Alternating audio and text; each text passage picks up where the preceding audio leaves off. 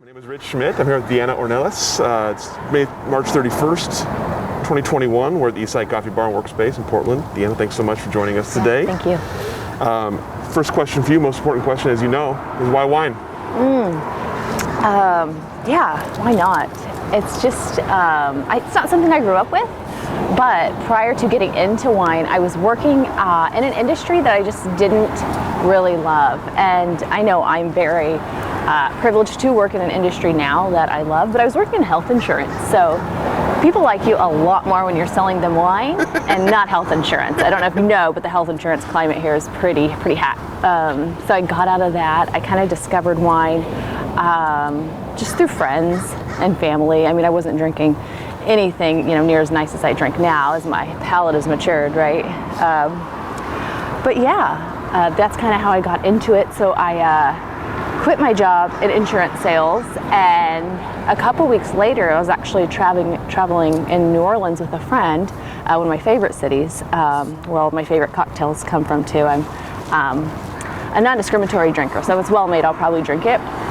But I got a call from a local wine shop back in Wichita, Kansas, where I'm from, and they said, "Hey, we heard you're jobless." Small town, it's easy to get connected. So they reached out to me and said, "Hey, you want to work at the wine shop? Heard you might want to get in wine." And I said, "Yeah, talk about timing, that's amazing." So I got back from my trip and started working there at a little wine shop called Jacob Liquor Exchange, with some just really great teachers there as well, some good mentors and support system there as well. And wine is definitely something I got into later in life. I wasn't drinking that, right at 21. I was still drinking vodka and, I don't know, Dr. Pepper. But yeah, so here I am now. So that's kind of how I started to get into it. And I took a trip to Argentinian wine country kind of by accident. A friend and I decided to meet up. And I was like, I'm going to schedule a wine tasting in Mendoza because we were staying in Buenos Aires. And we did that, and it was just, again, another just kind of aha, life-changing moment. Like, I could do this. This could be lucrative. This could be a career for me. And so that kind of gave me a little boost of confidence as well, and then got that call from the wine shop people back home, and it just sort of kind of fell into place. And just started researching wine from there. It just has always kept me engaged. I mean, you're never going to know it all. And I'm constantly learning new things about wine. I think that's why I love it. It's a passion. I mean, there's history. You learn about culture. You learn about regions. You learn about food. Where there's good wine, there's going to be, some bomb food as well. So, yeah, it's just sort of an industry that can just really give and also take and take too. So, yeah. So you mentioned kind of getting the call from the wine shop, Argentinian wine tour. So tell me about the education for yourself of wine. And now you're kind of interested in it. So tell me about the first steps for learning wine for you. Yeah, so I found that I'm definitely a hands-on learner. So lots of drinking, we call it research. And I just started to do lots of wine tasting. And I started to trust my senses more and trust what I was tasting, what I was smelling, what I was seeing in the wine, because it's so sensory. It's also very subjective. So that was sort of an education when I started at the wine shop, just tasting with distributors constantly. I like to say I wasn't tipsy on the job, but I'm sure I was before I knew better and didn't spit. I think I drank everything the distributor gave us. So that's kind of how I started to learn. And then my Jamie and Whitney Stratton, they actually run the wine program there in Wichita, Kansas, little wine shop, Jacob Liquor Exchange. And they had said, you should probably go and get some more education, some certification. So I went and got my level 1 WSET with the Napa Valley Wine Academy. And then I got a scholarship through an organization back home, Food and Wine Scholarship, and did my level 2. And then through my current job, I was able to get my level 3 with the wine archive here in Portland with Mimi. So that was a lot of fun as well. And then I feel like I'm kind of going off different directions here, but I really, you can only read so much about Oregon wine. I really fell in love with Oregon wine when I was working at the wine shop, and so I just devoured and read everything I could about Oregon wine. But then I came to Oregon, got the wild hair, and I say that, but I'm so risk averse and do not like spontaneity. I give myself a year to plan. So yeah, spontaneity, no thanks. I'm good. Give me a plan. I love routine.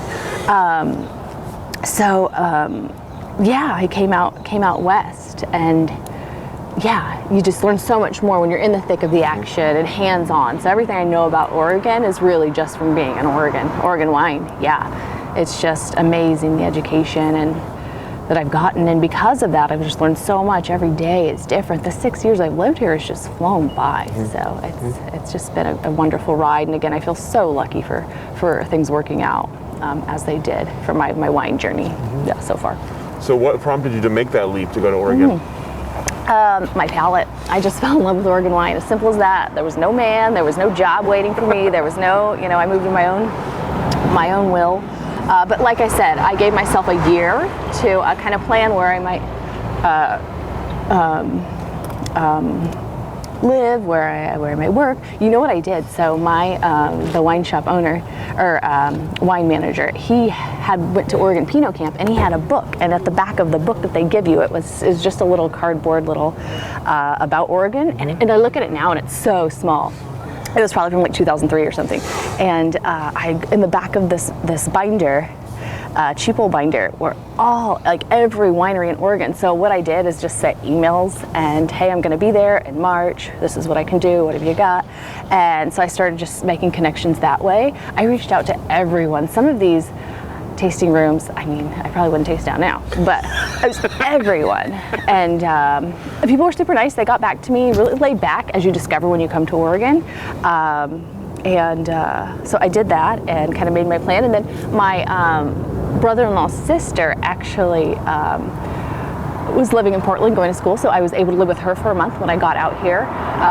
Drove the 1,700 miles because Oregon wine is, just that good. Yeah, I just fell in love with it at the wine shop and thought, I need to get out there. A lot of people ask me, why didn't you go to California? Again, that's where I feel like we all started. Like, I used to love a big, jammy, juicy, slap you in the mouth Cabernet Sav, Cab Sav, Zinfandel. I just can't do it anymore. But and it also felt oversaturated over there as well. And I thought the Oregon story needed to be told, through my perspective, my experience with it. So yeah, and then came out here and just really discovered some wonderful folks along the way. Yeah. So when you came out here, you gave yourself a year. So tell me about your kind of initial impressions and your initial thoughts of what you were going to do in that first year. Yeah, so my plan, whenever I've gotten a job, it's actually because I've gone in and talked to the people. It's really not by applying online. It's just about making relationships, connections, and meeting people. So that's what I did. I drove around. First, I actually met with Chris Berg, and he just started giving me the lowdown. You need to call them. I think they're hiring, do this, and that, just rattling them off. And I was like, okay, got it. So I just started calling, people in the valley. I called Cody Wright over at Purple Hands. I called the folks at Sokol Blosser, Britain Tasting Room, and just kind of got connected that way as well. Just not being afraid, just putting myself out there. I really, I'm not cool, so I'm okay if people are like, you're weird. I'm like, you're probably right. And that's, just being vulnerable as well as kind of is what has helped me too. When I got here and when I got to Portland as well, again, just loved it like most people do. I moved in March and loved the food scene, the wine scene. But I discovered that I was a little bit more aggressive than people here because I come from insurance sales, and also there are some similarities to Kansas and Oregon as well, just the friendliness, but we're a little more assertive there, believe it or not. You can believe it, yeah, it's the West Coast. So I had to pull back a bit, and once I did that, things just kind of fell into place. You had an impression of Oregon wine from before, but tell me about your kind of initial impressions of the industry as you started to meet people and see places. Yeah, great question. Again, people are welcoming. One thing, as a Mexican woman, I did notice that there weren't a lot of people of color in positions of power, and the only person who was in my job working in a tasting room as a Winderlea ambassador or education was Sam Para of Para Wine Company. And so I immediately clung to him, and we kind of became friends, and he got me involved in other things as well. And that just, for some reason, rubbed me the wrong way, and it was a bit of a culture shock coming here too, to Portland. And coming from Wichita, Kansas, which I guess is a little more diverse than here, which at first I found hard to believe, but once I discovered, the history and everything of Portland, it made sense. And I was like, oh, I can live out anywhere, I'll be fine. I don't always need my community around me. But I soon discovered that I did. And I was like, oh my gosh, who are you? Again, this life journey, you're discovering things about yourself, I guess. It happens. And then I sought out organizations that sort of aligned with my community, my values, who I was. I started to, I sat on the board for a multicultural organization that offers Spanish and English classes, sort of an immersion. They're called Educate Ya. That just helped me find a community over in Northeast. So again, I always seek out, what I don't see or what I want to get, I guess. So found a community there, and then within my own organization, tried to talk about the lack of diversity, I guess, as well, and how that affected me. And then I would speak to other folks in the industry, and they would say, I've had similar experiences. I'd like to see more people of color in our industry. That just sort of got my gears turning as well, as where avenues would take us. So we'll come back to that in a second, but I'm curious, all the places you tried, you ended up at Winderlea. Yeah. How did that happen? Yeah, so once I got out here, I had a few interviews, but when I went to Winderlea Vineyard and Winery in Dundee, it just really stuck. It was small, and I said to myself, I'll never get into a corporate environment again. I want open door policy. If I've got a crazy idea, you've got to listen to it. That's just how I work my best. And that was Bill and Donna over at Winderlea Vineyard and Winery, Bill Sweat and Donna Morris. And we interviewed, I talked to everybody on staff. I think I even met the doggies, Monty and Sealy, the Labradoodles. And I was like, this feels really good. And I've also learned another thing, just trusting my gut, trusting my instinct has always served me well. And not listening to, doubters or outside influences, because I know myself better than anyone. I like to think, on most days. I just got a really good vibe from them, because I got job offers at all the places that I interviewed with. And I think it was just hot hiring time. Like now, March, everybody's like, we got to re-up the tasting room and everything. I like to say I'm a great interviewer, but no, it was hiring time, I'm sure. But yeah, just got a really good vibe from Bill and Donna and everybody that worked there. And 6 years later, I'm still there. So if that says anything.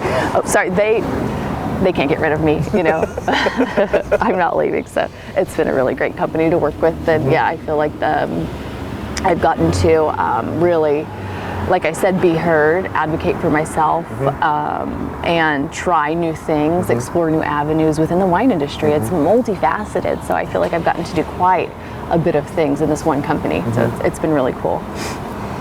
So I know your title now is brand ambassador. So tell me about the initial role you were hired for, and kind of how your role there has evolved. Yeah. So always a Winderlea brand ambassador, spreading the good word, the gospel, Winderlea Oregon wine. But right now I'm communications lead in marketing. So yeah, just a lot of online marketing and sales, which has been so cool to learn about, especially with the pandemic. I feel like I've never worked as hard as I've worked. But when the pandemic hit is when I really stretched my abilities and my skills, and I really enjoy it. Just I think at heart I'm a salesperson. I've been every job I've had is sales, and I really love that. Giving people a product they need, especially if it's something I believe in. Overcoming any objections and just helping someone and forming relationships. It's relationship building, it's not sales. There you go. Still selling, but on the more digital front, emails, social media, which has just been really cool to learn about. I've really enjoyed that, and I feel like it's a skill I could take anywhere. For some reason. I wasn't at Winderlea. So let's talk about the Winderlea story, and you mentioned you felt kind of at home there from the start. Tell me about what that story is, and about how you sell it, and especially in a more crowded marketplace all the time, what makes it stand out? Yeah, so I think the owners, it's it comes from the top. They walk the walk and talk the talk. at the end of the day, I can catch Donna cleaning a bathroom. At the end of the day, I can, catch Bill scraping muck in his garage winery. So you see that they do it. It's like, we're all in this together. I'm sure we're sick of that phrase, but we really are. Sorry. Just seeing that. And I mean, they grew up not having a lot, and then they've kind of built themselves up and to be successful members of the Oregon wine community, and just, all around lovely folks. I think that really helps to kind of see that. And I mean, I've learned so much from them as business people, as regular people, as wine lovers. They're a lot of fun. You talked about the kind of another word we don't like anymore, pivot to more online digital sales. Tell me about the learning process of that for you. What you've needed to know and what you've kind of found out about yourself and about the sales process over the last year. Yeah, so you could teach people how to shop, and then people find that they like to shop online when it's so easy and convenient. I mean, we're just naturally lazy people, right? Deliver my wine yesterday at my doorstep. And that's just what we did, because that's what we had to do. That's what people wanted. That's what people needed. They needed some sort of comfort, whether it be wine. I mean, hey, I'll take it. We were considered an essential industry, food items, and heck yeah. I'll wear that proudly. Just learning how to communicate with people on more of a digital playing field platform, being more sincere, being real. And what I mean by that is, I feel like we've got to, because Gen Z doesn't play. They're the next drinker of wine, and they know when you're being disingenuous, when you're not being inclusive, when you're just posing for the camera. So we made ourselves a lot more available and vulnerable during that time as well, letting people know that we're here and this sucks, but we're learning and we're trying, and we'll do as much as we can, for you, whether it be wine or just a conversation on Zoom, So,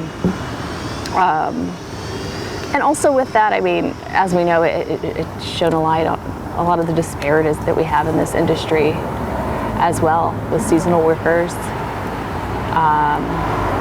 with health coverage, with a lot of the effects coming down to the, Black and brown community as well.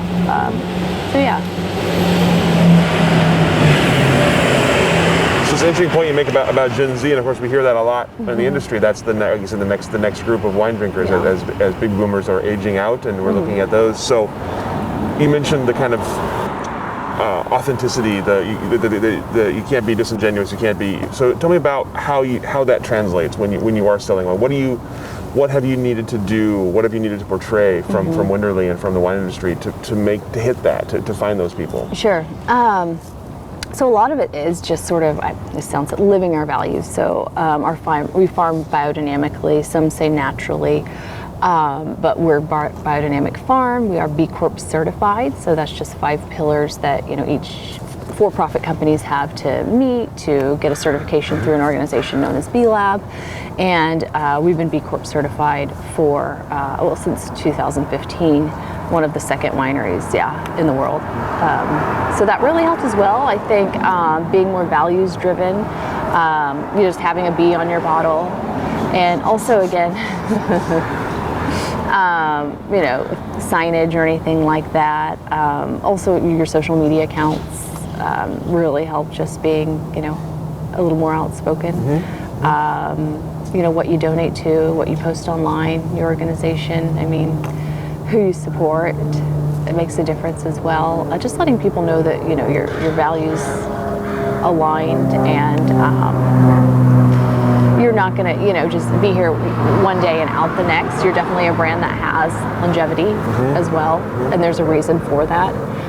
Not only is the wine wonderful, everyone's got wonderful wine. It's hard to make bad wine in the valley.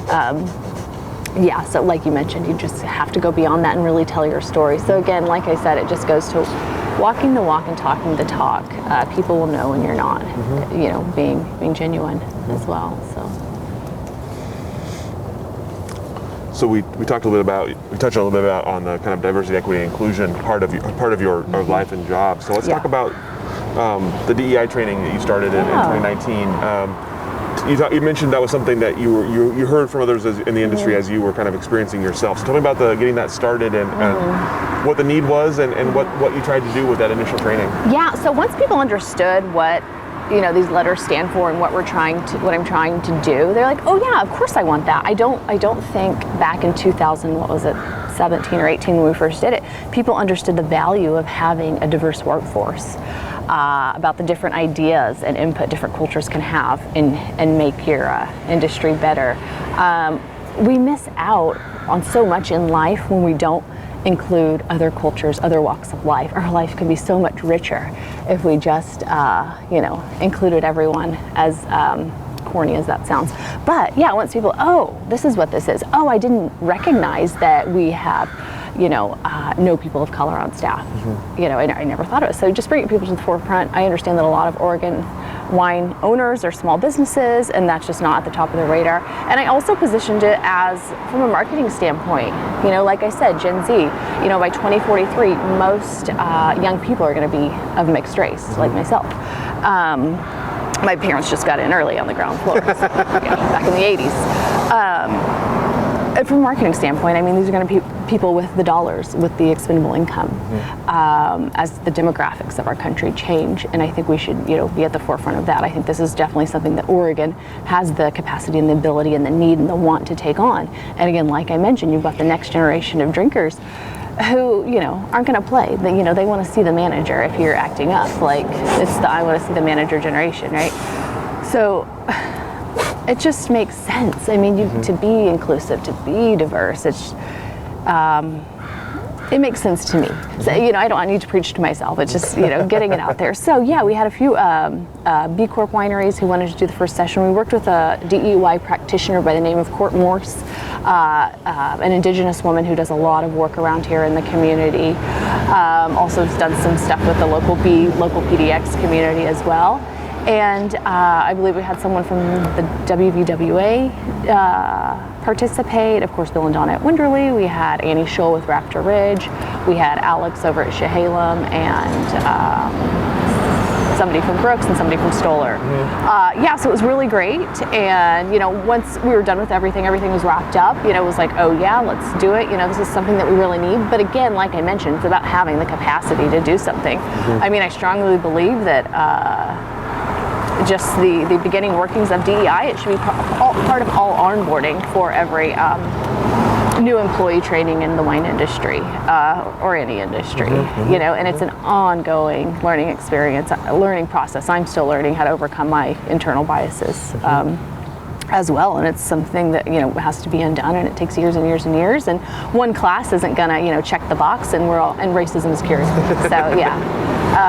It's an ongoing thing, and I continue to try to support that, and not give into any performative allyship, and just be as honest and genuine as I can about owning up to the awfulness of things that have happened in our industry, and also the good stuff as well. I remember speaking with Stephanie. Hoffman, thank you. Yeah. And because she and I had a conversation too about this, and she put it so well. She's like, I want to get in front of this DEI work before there is a huge scandal, and nobody got in front of it. And I really believe that's what happened. You had people in the wine industry not understanding what all this was and how to react. And I just thought that was so cool the way she summed it up. I guess they're getting behind it now or in front of it now. So yeah. Yeah, smart lady. Archives, graduate, so of course, There you go, put a feather in your hat.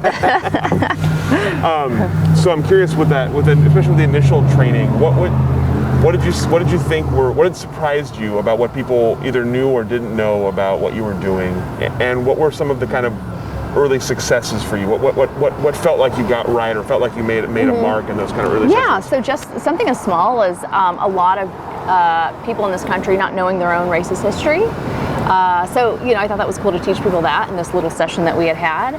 And also within my work, I'm just more focused on my own organization since then. And even with, our own organization, we've got, a DEI book club, we're involved in with the WVWA.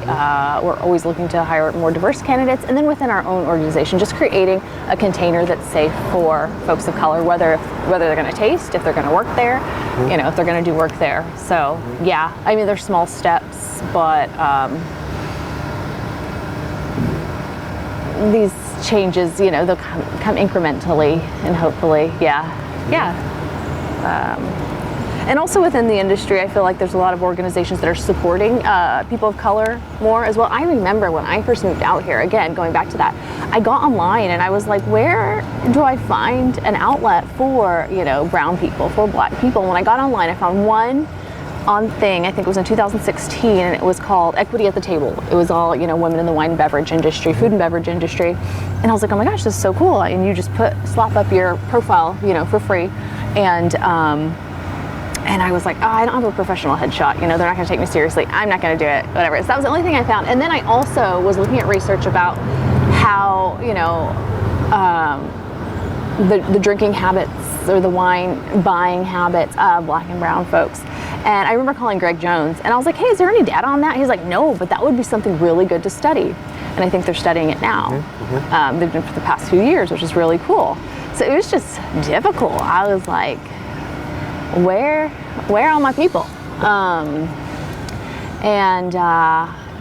So then, and it was weird as all this was happening. I was thinking about this and I was talking to people, here in Portland. I met some wonderful people. A woman who taught me so much when I moved here, her name is Kat Guggenauer, and she actually works in DC now, but she was working with her own company for a long time, and sorry, the name escapes me, but she's a local Portlander, and now she works at DC doing some diversity work there.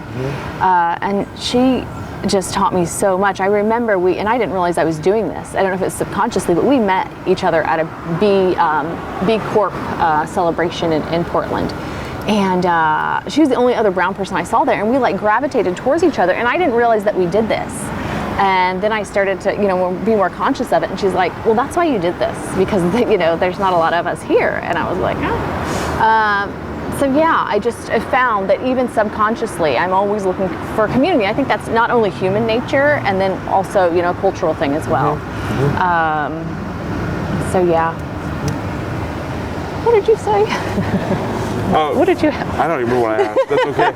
I was so curious about kind of early successes and early markers for you. But now I'm so Sam Butta reached out to me and said, hey, we're going to meet at Sophia Torres McKay's house, owner of Cremoisy, and she's like, and I was like, oh, this is interesting, we're looking at, helping, maybe making a scholarship fund for vineyard stewards or something like that. Why don't you come over? And I was like, yeah, cool. I've been waiting for something like this. And then, we got together before it was even AHIVOY, and that's kind of how it started. We were just like, what do we do? And I remember, what is his name? Who is that? Juan Pablo with Vulcan. He was like, is it Vulcan? No. Vulcan, yeah. Yeah, thank you. He was just really passionate. He's like, yes, I want to do a scholarship or something. And I just remember his passion. And also the late Jesus Guillen was there as well. And they were both just going back and forth. No, let's do this. We should do this. So it was so many ideas flowing. It was really cool to see a lot of the Hispanic community coming together to, better vineyard stewards, as the majority are of Hispanic descent. And seeing that, so there was just some energy there. And I was like, I don't know what we're going to do, but we're going to do something. So that was the start of AHIVOY. Yeah, it was a lot of fun. So I'm going to come back to AHIVOY in a second. Okay. Obviously, I have many questions about AHIVOY. But my first, what were the biggest barriers that you saw? What were the biggest barriers for brown and black people either getting into the industry, improving themselves in the industry, or just being around wine in general, just tasting in general? What were the biggest boundaries being thrown up, or barriers being thrown up? Yeah, so the proximity, having a car, getting out there, just being locally here. And then also maybe not, I guess wine is always looked at as something stuffy. It's a luxury good. It's kind of a white old guy thing as well. And taking that preconceived notion out as well. And also just, as a woman who works in the industry, just being questioned. And then you start to question yourself. So again, I've learned to advocate for myself, just being in situations like that. People questioning your credibility, your know-how, and just, I don't know, at times not believing your narrative as well, or telling you how you should feel. I felt like that was a thing that popped up a lot. Just being in situations with white women and being a woman who, in the wine industry, who knows what she's talking about, is confident, and at times, might maybe they would take me as being mean or authoritative, aggressive, and as white women, you're always going to be the safest person in the room, and then white men. But so that was a bit of a awakening. I'm just speaking, So that was something that was interesting to see play out in wine, and again, and this is something that's always befuddled me, has always just rocked me. There's organizations within the wine industry who want diversity, but you can't sit on a wine board unless you're an owner or in a higher position, because you have the time, I guess, and the money and the resources to do something. So I don't understand how that works to your benefit.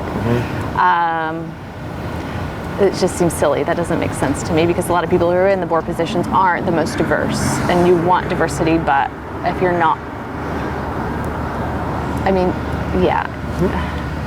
you can't tell, the people who are being oppressed what's good for them and how they get out of it and what they need to do. You need to hear directly from them. So I don't know, until that changes. That's something that's always kind of scratched at me and bothered me. But again, I don't have all the answers, I'm just observing, in my experience. And so that's kind of what I've seen so far. So back to AHIVOY, and I'll always add the disclaimer here that I'm on the board of AHIVOY as well, along with you, and so everybody knows. I'm curious, from those early conversations, and I came in a little bit later than that, from those early conversations, what did you see happening? What did you hope was going to happen, and how have things turned out, I guess, compared to what you were expecting? Yeah, that's a great question. So when I first came in, I just wanted to give back to my community, my people. I was just like, there is so much untapped knowledge and experience out in those vineyards, and maybe someone in that vineyard position hasn't been asked if they'd like to work in another position or explore other options, or look at their education. And partly I understand that education is a luxury, especially in this country, and a privilege. And if you don't have the time, the money, or the ability to get to school, or you can't take off work, why would you do it? Those barriers to entry are really something that I was hoping that we could overcome as well with the program. Because you've got to support your family, you've got to work. I get it. But again, my hope was just to give back to the community, uplift those in the community who look like me, and then have more power in the hands of the folks who aren't traditionally in those positions of power. And a lot of times I found that was through education, or just exploration of your industry and learning more and gaining confidence as well. That's kind of something that helped me, even myself, throughout this industry, is just gaining confidence as well, and of course learning. I didn't know what the heck, but I just knew, the focus, the main thing at the center of the organization has always been the vineyard stewards, vineyard workers in Oregon. And I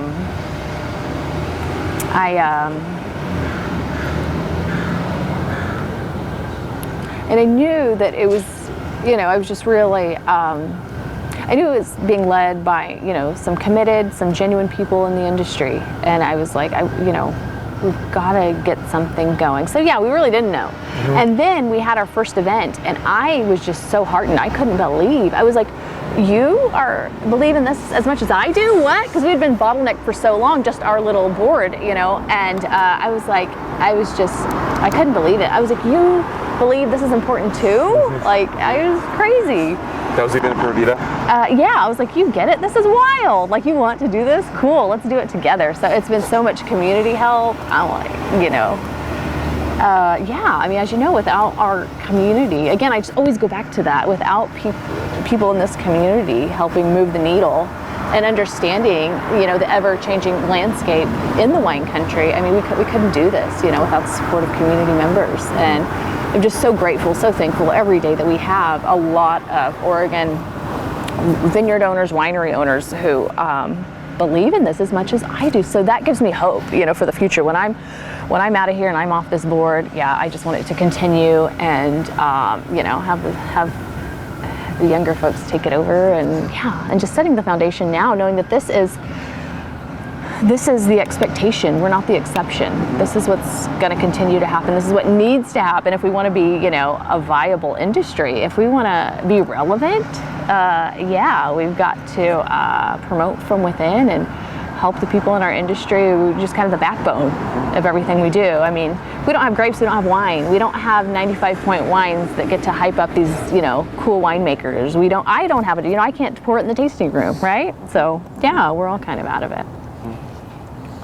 So from your perspective, tell me about your role as president of AHIVOY, what that role means to you, and what you feel like the biggest steps AHIVOY's made so far are. Yeah. So for me, it's just spreading the AHIVOY message, getting the word out there, just keeping that momentum going, just talking with anyone who will listen. Also, keeping the coffers full, making sure that we have money for scholarships, going out asking people for money, getting donations, helping with events, things like that. But for the most part, it's just representing this organization in the best light possible, and just helping people understand what we want to do here, what our future looks like, what we hope to do for the industry as a whole. Again, it's not about me. It's about these students. It's about keeping this industry thriving, and I think that's what AHIVOY will bring to at least the Oregon wine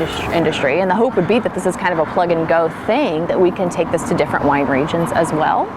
As a whole, I think if we have a better educated society, we'll all thrive. Just spreading the word, talking with anybody who will listen. Not really, but and always, making sure we're forming, positive relationships, long-lasting relationships with members in the community. So, for those who may not be familiar, describe AHIVOY. What it is and what its mission is. Sure. So AHIVOY, just exists to uplift vineyard stewards through education and by empowering them. And the way we do that is we build relationships with community members, local instructors, as well as vineyard owners, winery owners, employers of the vineyard stewards as well. And again, it just kind of goes back to community, like I mentioned. So vineyard stewards typically spend about 16 weeks just discovering all aspects of the wine industry. And we work really closely with local colleges, Chemeketa and Linfield and McMinnville. And do we do more detail? Next question. I can keep going. Okay. I know you can keep going. So obviously, 2020 was the inaugural class for AHIVOY students. It got interrupted by a global pandemic, as everything else did. From your perspective, tell me about how that first class went with the delay in the middle, and how things are going so far with the educational part of the organization. So I definitely think we're in the beginning. There are lots of things to tweak. This is the first nonprofit of its kind, and a lot of us don't have a background. We all went to school, but we don't have a background in setting up curriculum and education. Again, that's why we point to Rich or Jessica Sandrock to help us out. So we're always getting feedback from the employers, from the vineyard stewards, the employees. We want to improve this, and I think we're starting to really get it dialed in. The first group, were our babies, the guinea pigs, the test group. And we told them, we're all learning along the way. Please be patient with us, and we'll do everything we can to make sure you're successful. Just give us a little bit of grace. And with the second group, I think it's definitely, it's only our second cohort. I think it's definitely more dialed in as we've taken the feedback from the employers, from the employees, students, and instructors as well. And I think it's just only going to continue to grow and improve and get better. I'm hoping we don't have to tighten up the schedule, because, we're on an agricultural farming schedule. We can't, interrupt harvest. Grapes are going to keep on growing. I think the 16 weeks is efficient, but again, I feel like an ever-evolving thing. It's only 2 years old, but I do think it will improve year to year as we continue to listen to, again, the people who are at the heart of this organization, the vineyard stewards, the students. So we just had the first graduation for the first cohort, of course, in early March. Tell me about your impressions of that event and sort of what you thought of the first kind of successful graduation you had.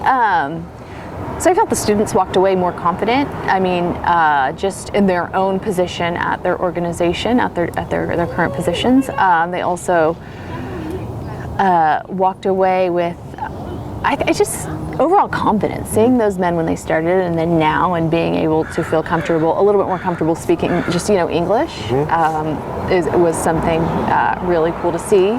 And then a handful who want to continue education as well. There's maybe one or two of the 8 graduating class that want to, either we learn, get their GED, or just maybe look at some other classes at the local community college, Chemekara. So just seeing that, and them sort of advocating for themselves so that they can be more successful. Just having that is so powerful, knowing that, hey, I can do this. Simple confidence, believing in yourself. And then also knowing that there is an entire support team behind you if you have questions or needs. Having that security as well, knowing that you are not alone, even though you may feel like that at times. This organization is here to, again, uplift and empower and, help you be as successful as you can. So yeah, the first class, it was really cool to see. They're just wonderful leaders, and they're the future of our wine industry.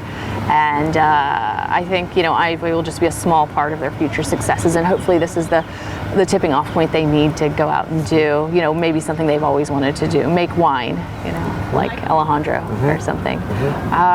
But I was just, really, really proud and in awe, of, what people can do, if you're just given a slight opportunity, just a sliver of a chance, we can do quite a bit. So yeah, that was cool to see. I just can't say enough nice things. I mean, just wonderful people. The first class. As you look ahead for AHIVOY, then you mentioned kind of the ultimate goal, perhaps being like you said, kind of a plug and play where we can take this to other regions. But for AHIVOY Oregon specifically, what do you hope for as you look ahead? What do you see in the future, and what is the kind of the grand ambition in your head?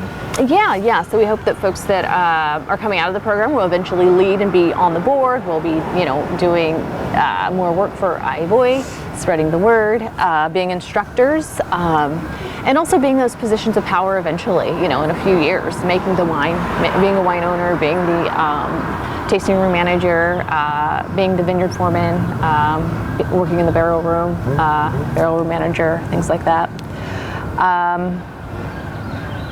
And just going beyond our organization. I mean, just up and up is what I hope for, and we can have more graduates of the program, and then hopefully the program will be responsible for, like I said, successes in the valley, upward mobility. It's kind of I want people who go through the program to tell their friends, to tell their family, and just be advocates of the organization. I just want them to have a good experience in that, and tell others.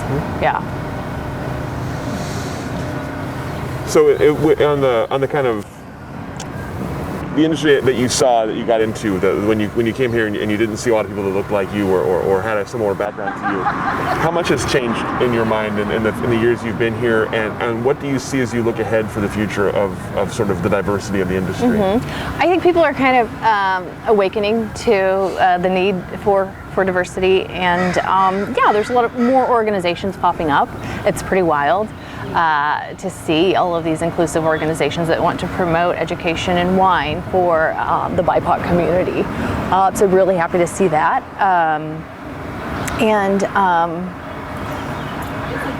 Having a few more resources out there if you're trying to get into the wine industry. It doesn't have to be, as hard as it has been in the past, starting at the bottom. Although in some positions that's what you just got to do. But As you look ahead, do you see organizations like AHIVOY, organizations like Salud, and others that are coming? You see that being a growing thing, more organizations like that, and what do you see for the kind of diversity of the industry itself? Like, do you see it diversifying? Has it diversified already? Yeah, it has definitely diversified a little bit. There's more, Mexican winemakers, with these programs, I think they'll definitely, Mexican, Hispanic winemakers in the industry. I definitely think these these organizations will grow, because Salud is more health focused and AHIVOY is more education focused. We're not a monolith, we all have different needs, so I think there's going to be a lot more organizations pop up as needs pop up too. And again, as the wine industry continues to change and evolve, and there'll definitely be a need for those organizations too. Yeah, we're just kind of scratching the surface is what I feel like. So yeah. So what do you see as you look ahead for yourself and for your own work at Winderlea and elsewhere? Yeah, I like that question. When you do interviews and they're like, so where do you see yourself in 5 years? I was like, I don't even know what I'm doing tomorrow. No, I do. And so yeah, my hope is within this industry, I definitely would continue with my current position. Eventually, I think I will move back to Kansas, because what I want to do is give back to my community, the community that raised me, and that's going to be in wine. I just want to share my passion and my love for wine. I will. And as a single person living in Portland, it's hard to buy a house, so I'll go back home and do that. Yeah, where it's portable and I can do that, and also I'm really close to my family and I miss them so much all the time. So I'm sure I'll eventually go back and hopefully open my own wine on tap bar. And again, I just want to go back and again make wine more inclusive. Keep doing something like that. Very community driven. I mean, this isn't a money maker for me. It's definitely making wine more inclusive, more approachable, and sharing my love and passion for it, educating and making it more accessible as well. And I think that's kind of a way for me to do it. I don't ever see myself not in wine. I'm always going to be in wine in some capacity. But that's, kind of where I see myself heading. But as of now, I mean, I'm committed to this organization, my Winderlea, and doing what I'm doing. My hope would be, no, I think that's it. Yeah, for now. Yeah, I'm just getting ahead of myself. Yeah. I like that goal about that. That's really interesting. Yeah. Tell me about the wine scene at home. Is there much of what is the wine scene like in Wichita? Yeah, so people in Kansas drink wine. Yeah. No, I get that sometimes. There is a wine scene there. Yeah, but again, I feel it's only for a small group of people right now. So again, I just want to make it more inclusive and spread the word about how great it can be, and how much you need it. And just again, educating people on wine. But I feel like it's only reserved for a small pocket of people. Again, that is changing all over the country. Wine is becoming more accessible and affordable. But I kind of want to get rid of the pretentious side of it as well. I know when I first got into it, I mean, and I don't know if I can say this, feel free to edit it, but I just felt it was all like douchey white guys telling me how wine should taste. And I was like, is this even for me? Like, I love to drink it, and I know what I taste. Oh, sorry. Okay. I know what I taste. So yeah, I didn't know if I was going to continue. Like, it's kind of a surprise that I'm sitting here. I've been living here, working here for 6 years, because I was like, I don't know about this. Do you know why? Do you know what was there a moment when you decided it was for you? Like, was it or an event or something that happened that was like, wine is what I want to do? Oh gosh, that's a great. Yeah. I think it was just working with some really wonderful people at the first wine shop I worked at, and they're like, yeah, you can do this, like, go do it. And I was like, okay. And at the end of the day, you don't need that, right? Just believe in yourself. If that's what you want to do, like, try, you fail or you succeed, I guess. So, yeah. So you talked earlier about, obviously, about how COVID had affected your work and the pandemic affected your work. I'm curious how you saw, in addition to that, if it affected kind of your wine life at all. What else has affected the last year affected it, and how you've seen it affect the industry in general. Yeah. So I felt like a lot of people like immediately like jump ship, like sell. They're giving away the farm in these emails, and which I understand. We were all kind of freaking out, but I didn't want to miss out on an opportunity, you know, because from this tragedy, you know, there's been some successes and some opportunities that have come. It's been a huge learning lesson for everybody in the industry across the board. With things being closed and with like less tourism and all of that, you mentioned kind of early panic. Did the industry? Did you feel that the industry kind of settled into a groove at some point and found kind of its way through it? Yeah. Thank you for helping me there. Sure.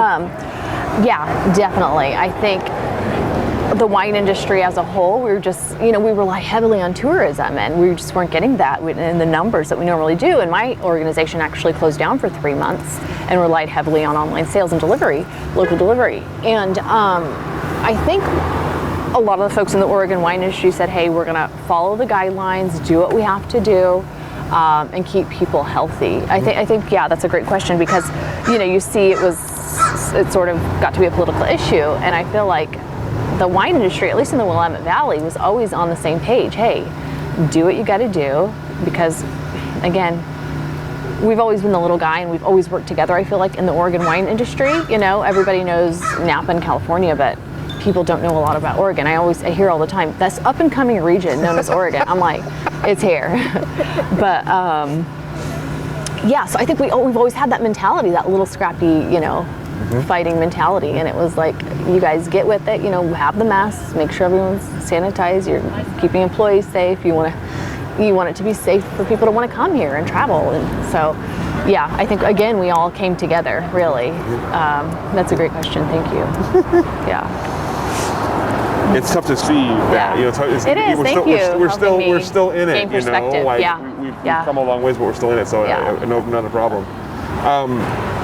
As you look ahead for the Oregon wine industry, just kind of in general, what do you see? What is Oregon wine going to look like in the coming years? Yeah, so I feel like there's going to be a lot more experimentation in regards to just wine making, who's making the wine. More diversity, more people having the opportunity to try to make wine, and it's not going to be relegated to the few. I also see